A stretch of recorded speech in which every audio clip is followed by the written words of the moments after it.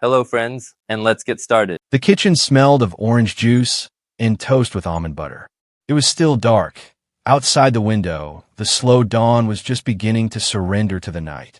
Allison clicked the lid of her suitcase shut and pulled the strap of her yoga mat up to her shoulder. "Are you sure you want to drive all the way to Arizona this early?" Zach asked, pouring her coffee into a mug. "Yes, I do. Dawn's there start with a bang," she smiled. "I need to reboot. Just me, yoga, and the desert. I promise, I'll come back new." He looked at her and believed. Allison had always been real. You didn't have to play feelings with her, make up problems, or pretend everything was fine. She was a fire that didn't burn, but warmed. And if that fire sagged, if she really needed to align her chakras, as she'd joked yesterday, he was all for it. "I wired you some money," he said, opening an app on his phone. "For? I don't know. Massages, juices, mantras. Do whatever works for you. You're the best." She kissed him quickly, lightly, homemade, but with something faintly familiar, like she wasn't even thinking here anymore. While she threw her charger in her bag and checked her tickets, he watched her hair, dark, gathered in a high bun, sway slightly as she moved through the kitchen.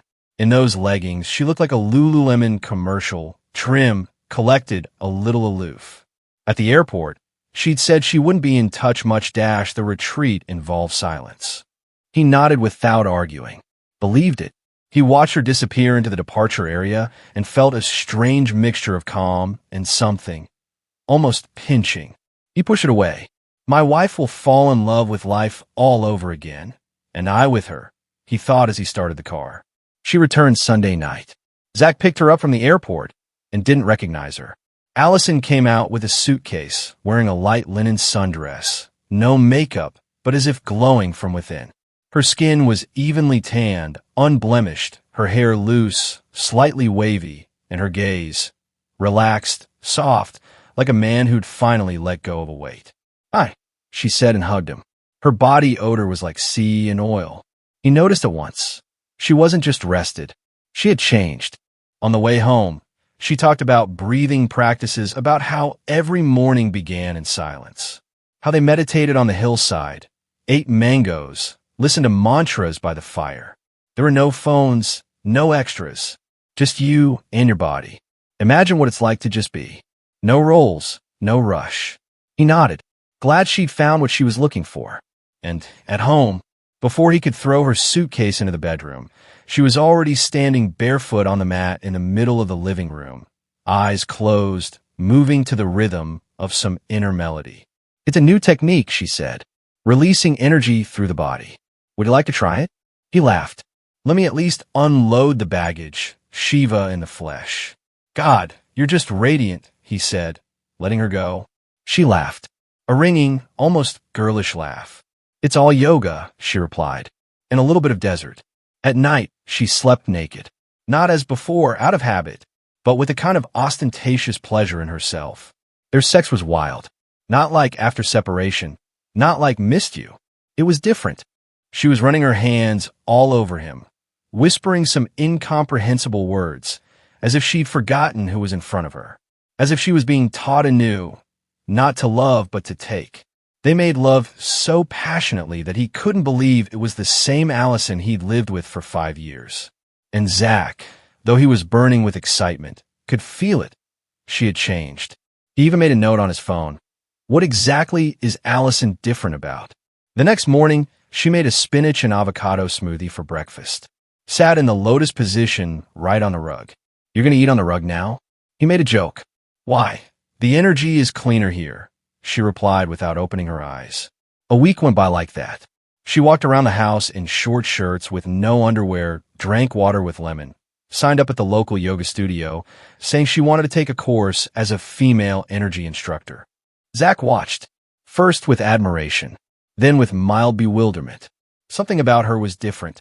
Not that it was bad, but alien. Sometimes he'd catch a glimpse of her and not recognize her. She wasn't looking at him, but through him. I guess that's the way it must be if one has rebooted, he convinced himself. I wanted her to come back new myself, didn't I? It was about 10 o'clock at night. There was silence in the house, the kind of cozy silence where no one argued, demanded, or disturbed. Allison had left for evening yoga. Zach sat in the kitchen with his laptop and a cup of coffee, finalizing a report. The screen glowed steady, his fingers clicked the keys, and everything seemed to be stable. The phone on the desk blinked. An unfamiliar number. He only looked away because it was late, and the unknowns at this time are either misspelled or bad news. Do you know your wife has been sharing a room with my boyfriend all week? For a second, his brain simply refused to take in the meaning. It reread it. Then, slowly, he lowered his gaze. There was a picture. Allison, on a chaise lounge. Sunglasses, ochre-colored bikini. Hair loose. Smiling, not at him, but at someone next to him. A man, swarthy, pumped up with a tattoo on his chest. He held her by the hip. Fingers rested as if they'd been used to this body for a long time. Confident, masterful. Background, the pool, the hill in the distance, the wooden sign behind Sedona's Spirit Retreat. The date at the bottom of the photo, March 9th. Zach didn't blink. His heart wasn't beating in his chest. It was somewhere in his neck, just under his skin. He could feel the sticky sweat beading on his palms. Something inside him was tearing at him beyond description. Something too ancient, too masculine, too real. He didn't scream. He didn't jump up. He just sat there. Then he carefully locked the screen of his phone, set it aside, stared into the void for a minute, and only then slowly stood up, went to the sink, and poured himself a glass of cold water. Drank it. One sip, second sip, took a deep breath, and he knew everything would be different now. He didn't make a scene. He didn't wake her up in the middle of the night, didn't throw the phone against the wall. In the morning, when Allison woke up, he served her coffee in bed and kissed her forehead. Did you sleep well? Like a baby, she replied with a smile. Zach nodded as if nothing had happened. But something crackled inside him, not a nerve, no. It was like a toggle switch had been turned on. He was no longer the calm, loving husband. Now he was a hunter. He sat down at his laptop when she left for morning yoga, opened Google, and typed in Sedona's Spirit Retreat, Arizona. The first site was the right one. He clicked. Photos popped up on the screen. Hammocks between trees, smiling couples, trainers with deep-set eyes, and equally unbuttoned shirts. Open up your body.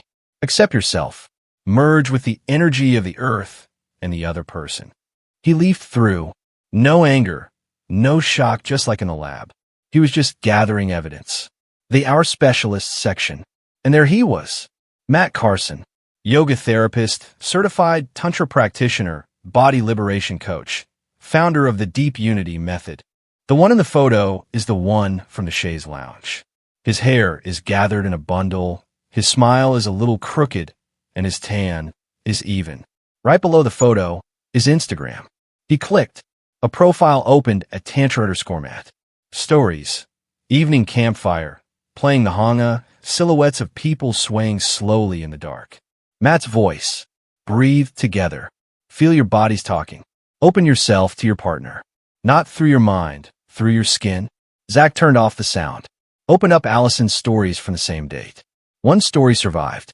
Candle flame in the dark. A thin hand drawing a circle in the sand. And the music is the same. At the bottom it read, "Back to myself." He got up from behind his laptop, went to the bathroom, washed his face, looked in the mirror. His eyes were different. Not sadness, not pain. Focus. Cold, collected focus.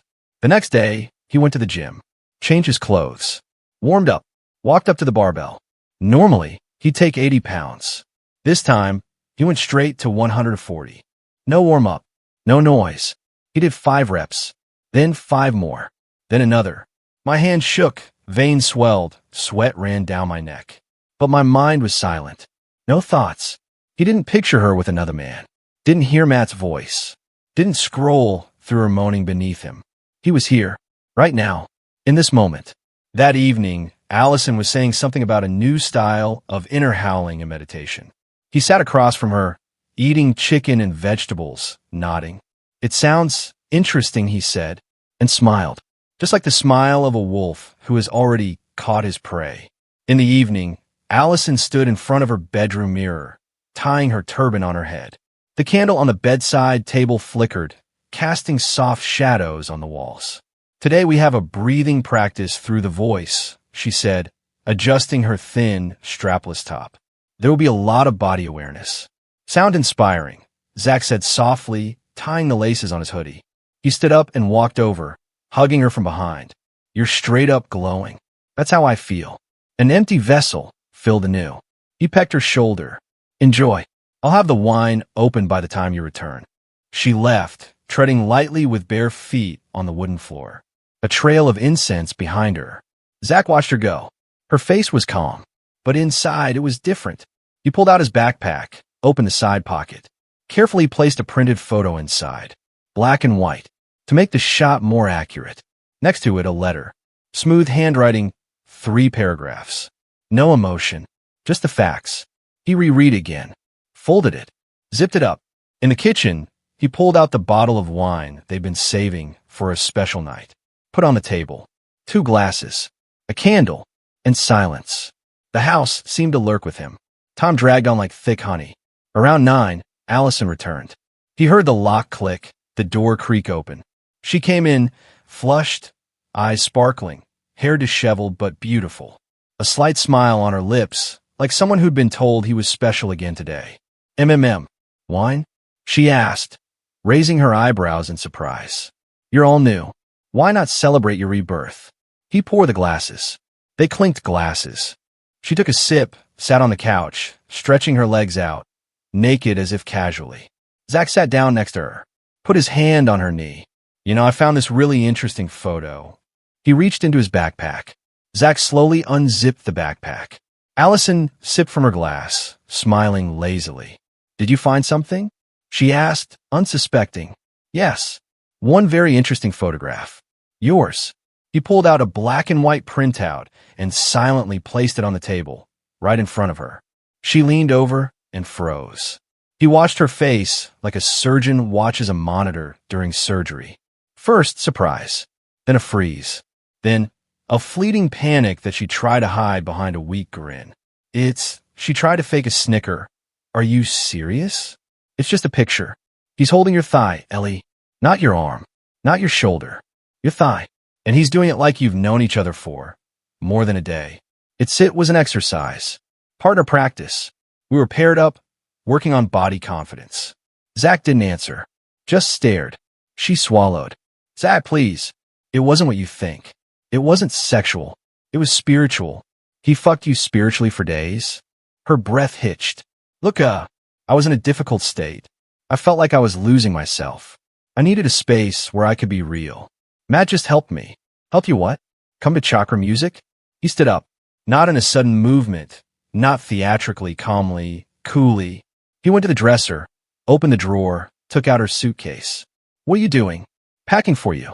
You're a traveler of inner worlds. It's time to go. He didn't yell. He was carefully throwing things into his bag, one by one. She stood up, walked over, tried to take his hand. Please, let's talk. It didn't mean anything. It was just a mistake. A mistake is if you dropped your phone in the toilet. And you lived with him. You slept with him. Lying to my face, fucking in a tent to the sound of a honga. She burst into tears. I didn't want to lose you. You didn't lose me. I left on my own. He zipped up his bag, carried it to the door, and swung it open. On the doorstep, silence, evening, and the light of the porch light. You have 2 choices, Allison. One is out. The second is still a way out. Zach, that's it. We're done. You're free to go. You could do your mantras or your lotus pose. I'm off the hook. She stood there with a crying face, bag in hand, lips trembling, eyes filled with panic for the first time. Zach, are you seriously kicking me out of the house right now? She stood with her suitcase on the doorstep, shaking, barefoot, wearing a light sweater, as if she hadn't even changed from yoga. Her mascara was smeared on her cheek, though she hadn't used it in what seemed like a long time. Yes, he answered, calmly, as if asking if he'd have coffee. Seriously, but we can fix this. Talk. I was confused. I felt bad. You lied to me. More than once. Not spontaneously. Systematically. Methodical. You chose him every day while I thought about you here. It was a moment of weakness. Weakness is buying ice cream for the night, not sitting on another man's face in Arizona. She felt like she'd been punched. Her lips quivered. Her eyes filled with tears. I didn't want to lose you. He came closer. Then why did you do it? She sobbed, stepped forward, yanked herself up for a hug. He took a step back. Don't touch me. I love you. She screamed. Damn it, Zach. Yeah, I screwed up. But I was in search of myself. I wasn't going to ruin our marriage. He grinned.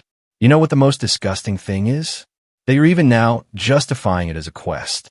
Like fucking an energy trust guru isn't cheating. It's the path to enlightenment.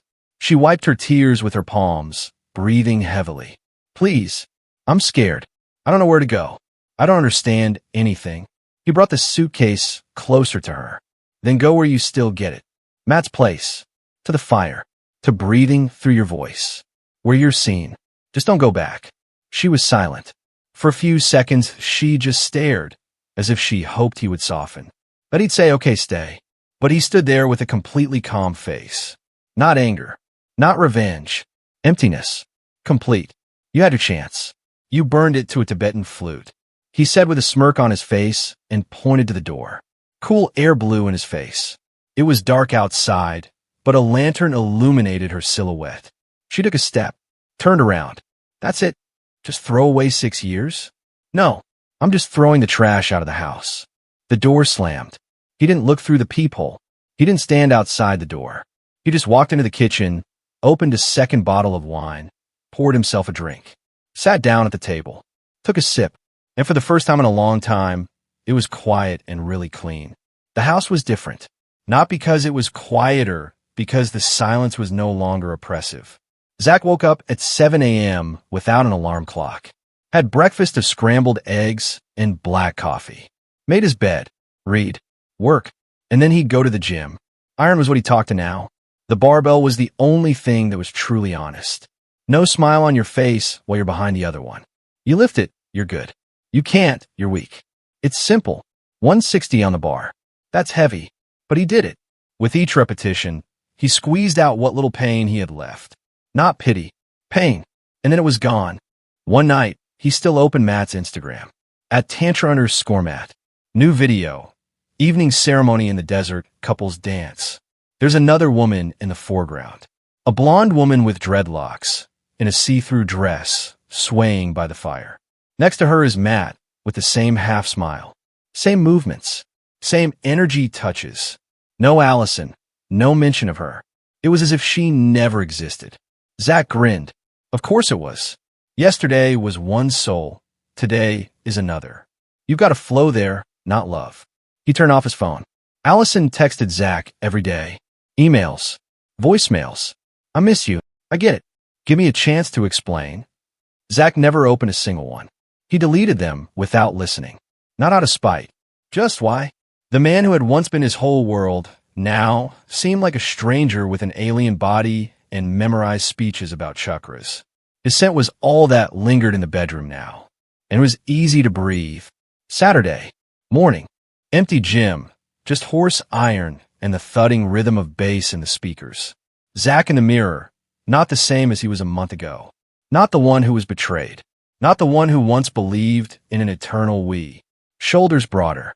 Back like granite. Eyes of steel.